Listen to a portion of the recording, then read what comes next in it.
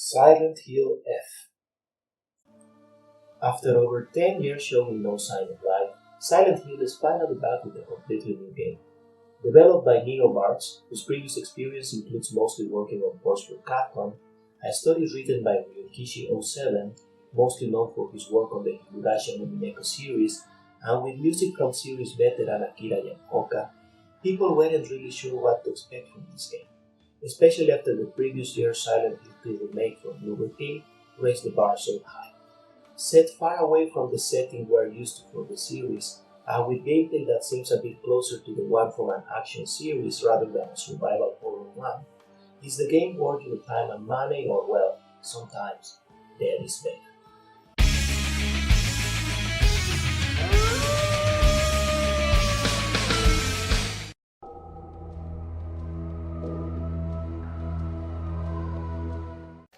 The game takes place in 1960s Japan in the town of Eriskuaoka. You take control of Hinako, a high school girl trapped between the expectations of her oppressive parents and society in general, and her desire for things to stay the same as they have always been. Although the setting and character might feel distant to many, the general idea behind it should not feel as foreign even in our day, and it presents a great opportunity to delve deep into the fears and insecurities of Hinako as she's pulled into Silent Hill, the call of where she's brought to somehow. The story progresses parallelly between two worlds. One, a folk world in which Hinako and her friends are trying to survive the horrors that have been unleashed into her town, and that seem to have caused everyone but them to vanish. And two, a dark shrine-like world where you're guided by a mysterious man in a fox mask. Discovering the connection between the two worlds is basically what guides the plot, but for better or worse, it's something you won't discover completely until you get the true ending, which takes a minimum of 3 playthroughs out of 5 endings in total. One that you get the first time, two that you can get on your second playthrough, and the true ending one that you can get after getting one of the New Game Plus ones, plus the classic UFO ending the series usually has. The characters and plot are interesting enough and make for an enjoyable story, but I think you really do appreciate it more after getting all the endings and extra scenes before getting to them. Finishing the game only once will likely leave you feeling unsatisfied, so this is the kind of game that you really have to get into to get the most out of it.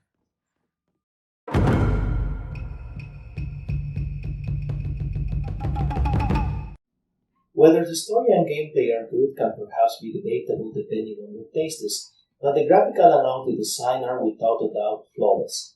The contrast between the flower-invaded town and the gloomy shrine world is amazing, and fills the game with an air of mystique and mystery. The scary scenes are impactful and memorable, and the animations are fluid and well done. The character models might look a bit weird at the beginning if you are used to the stylized one from games like Resident Evil or Fatal Frame, but more realistic and gloomy ones have always been Silent Hill's style.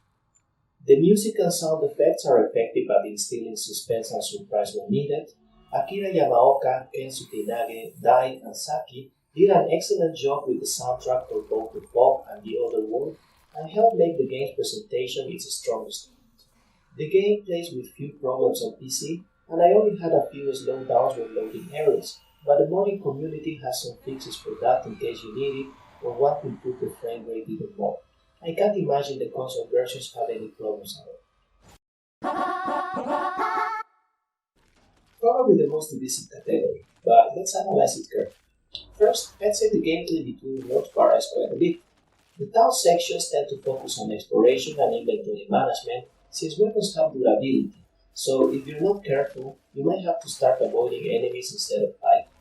I'd actually like to note that this is likely one of the only survival horror games besides the first Resident Evil, in which I actually had to avoid enemies instead of just killing everything on my way in my first playthrough. As you get more Omamoris, which are tiny ones that you can equip to get abilities like allowing your unequipped weapons to recover durability when you kill enemies, you will have an easier time with combat. This creates a nice sense of progression and helps make some powerful combos as you move into subsequent playthroughs. The shrine sections seem more focused on puzzles and on combat since you get access to some unbreakable weapons while in these sections. To balance this out, enemies in these sections come back to life after some time to avoid making things too easy, although by the end of the game you will have options to kill enemies permanently. Speaking of the game systems, besides your health bar, You have a sanity and a stamina bar.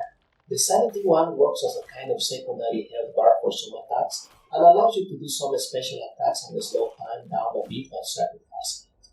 The stamina one, as you might expect, depletes as you do actions and is what likely got people to compare the game to Souls ones. But I think that's a pretty misguided comparison since they aren't even the ones to have invented this bar. And I'd say the combat is instead like an upgraded version of the Silent Hill 3 one instead. Sure, it feels a bit more action-like since you can dodge, you can counter when you get a visual hit, or you can charge an attack by sacrificing your sanity bar.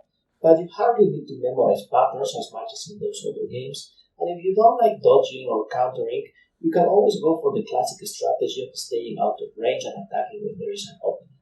If you do that, it doesn't really feel much different than other Silent Hill titles, with the clear exception that you only have melee weapons. But come on, this is post-war Japan, so what did you expect? The difficulty of the game is also not that hard. Sure, you get hit for a lot if you get ambushed, but I think that adds to the feeling of suspense of the game since you are motivated to explore carefully to avoid damage. If you prefer to focus more on puzzles and exploration than on combat though, I recommend setting combat to the story difficulty and puzzles to hard. There is a Lost in the Fog difficulty that is unlocked after finishing the game once, which I'd like to have available from the get-go for puzzles, since the hard difficulty ones are a bit too easy, and they only reminded me of old school ones in this unlockable difficulty. The combat is the opposite though, and I wouldn't recommend playing in the Lost in the Fog difficulty until you have finished the game a couple of times and unlocked all memories and upgraded your character a bit, since even at full upgrades, you can easily get killed in a couple of hits if you're not careful. Speaking of upgrades, you can upgrade your health, stamina, and sanity bars as well as the amount of talismans you can equip at a time. You do so by spending the points you get by sacrificing some of the recovery items you get, as well as some that are there specifically to be used to sacrifice for this.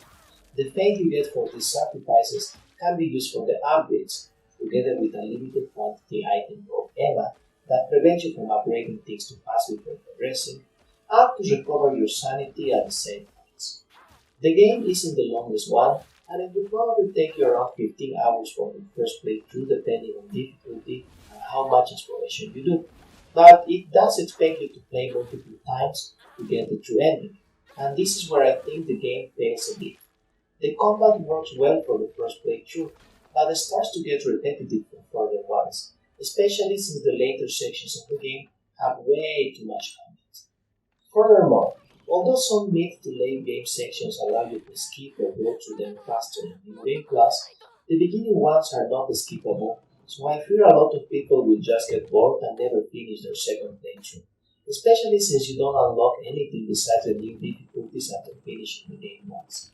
You do have a couple of unlockable weapons in later endings, but this might be too little too late.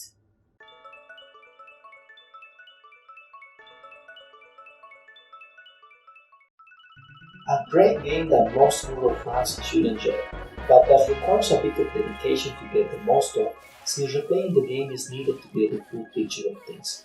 If you can't stop yourself from comparing it too much to other Silent Hill games from the get-go, you are likely to enjoy it. Hell, if you do everything the game expects you to do, you might end up considering it more of a Silent Hill game than some of the others that seem to follow the blueprint a bit more to the letter. Nonetheless, I can give it full stars, since there is too much combat in some areas, which breaks the pace of the story, and if they expected all players to finish the game more than once, they should have added more variety, or at least ways to skip things from the very beginning of the game.